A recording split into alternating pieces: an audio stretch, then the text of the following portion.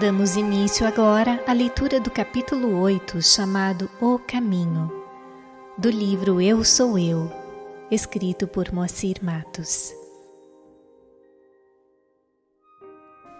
Desde o início de nossa caminhada pela vida, temos aprendido que caminho espiritual está relacionado a alguns breves momentos, nos quais oramos, ou meditamos, ou cantamos canções devocionais, ou frequentamos algum culto ou templo de determinada religião, etc. Contudo, com o amadurecimento ao longo de nossa vida, passamos a ampliar o conceito de caminho espiritual. Aprendemos com os grandes mestres da sabedoria universal e principalmente no aprendizado do dia a dia de nossas vidas, que caminho espiritual compreende o caminho de todo momento. Consiste no caminho de sempre, em quaisquer e todas as atividades de nossa vida. Como nos dizem os ensinamentos budistas, a meta consiste de cada etapa do caminho. Para exemplificarmos tais considerações, as relações com nossos familiares, pais, filhos, irmãos, tios, avós, netos e mesmo com nossos vizinhos, não fazem parte desse caminho espiritual? Nosso dia a dia nas ruas, nas conduções, nas escolas e principalmente no ambiente de trabalho de nossa vida profissional, onde passamos grande parte do tempo diariamente, e no relacionamento com todos à nossa volta, em todos os instantes. Tudo isto não compreende o nosso caminho espiritual? Como nos orientam os ensinamentos cristãos, devemos ver Deus em todos os irmãos à nossa volta, em todos aqueles que necessitam de cooperação. E como já dizia Buda há 500 anos antes de Cristo, ao empreenderes esta viagem pela vida, abençoa cada ser que encontrares. Através de Chico Xavier, temos as seguintes palavras. O caminho para a vida superior começa na prestação de serviço aos outros. E as leis de Deus não te conservariam onde te encontras se aí não tivessem necessidade de ti. Reflete e reconsiderarás que todos os seres ao redor dos teus passos algo esperam que os mantenha e auxilie. Erguendo-te cada manhã, observa e perceberás que todos aqueles que te associam ao grupo doméstico aguardam teu sorriso ou tua frase encorajadora, nos quais se nutrem de equilíbrio para mais um dia de trabalho e de esperança. Nas tarefas em que te vejas, os companheiros te rogam cooperação. Na rua, os transeuntes te pedem paciência, em que se expressem o entendimento e a bondade. E a lista de requisições prossegue aumentando.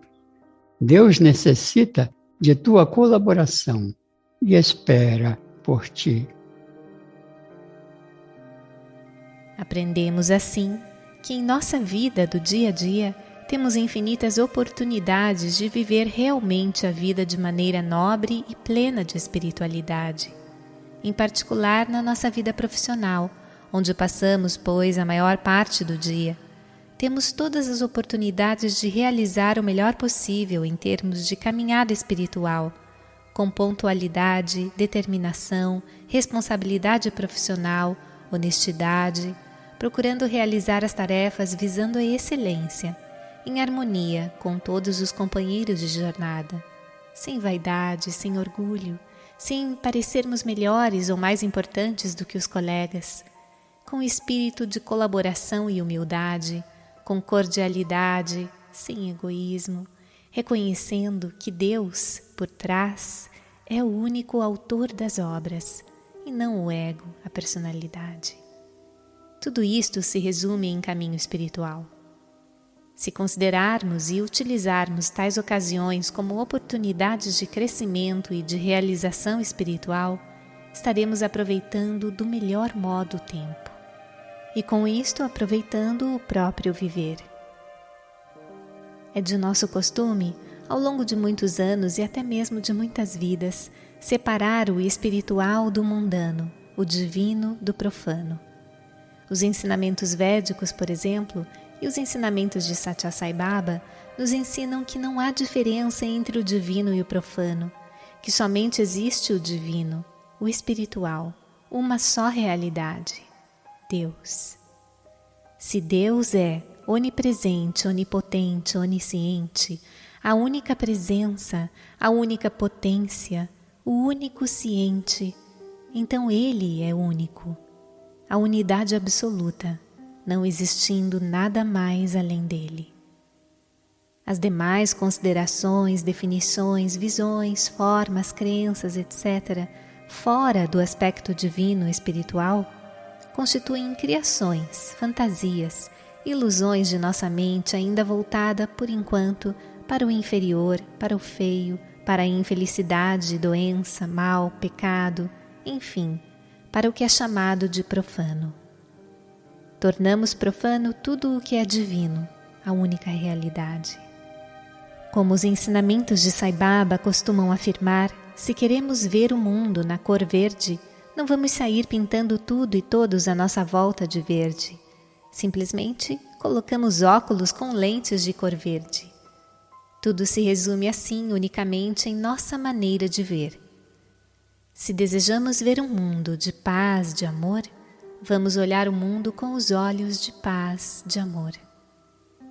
Isso nos faz lembrar o conto chinês, A Casa dos Mil Espelhos, já citado anteriormente, em que cada cachorrinho se via nos muitos espelhos conforme o seu estado de espírito. E conforme com qual cachorrinho levamos nossa vida? Bravo, desequilibrado, vendo maldade à sua volta?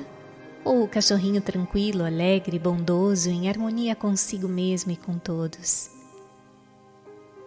Sai Baba diz: o verdadeiro lugar de moradia de Deus é o coração do homem. Você não precisa procurar Deus. É ignorância não ser capaz de reconhecer sua própria divindade inata. Você precisa investigar a razão dessa ignorância.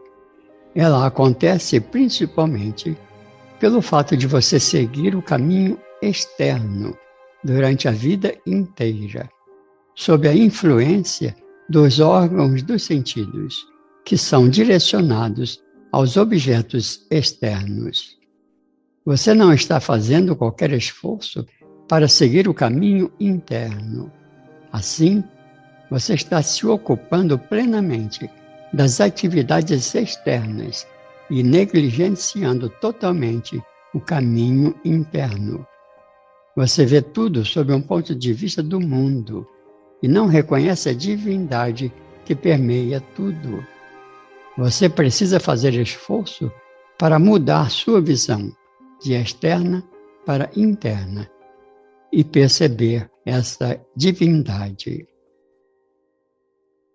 E conforme o Antigo Testamento, em Gênesis 17, versículo 1, eu sou o Deus Todo-Poderoso. Anda em minha presença e sê perfeito. E ainda em Sai Baba,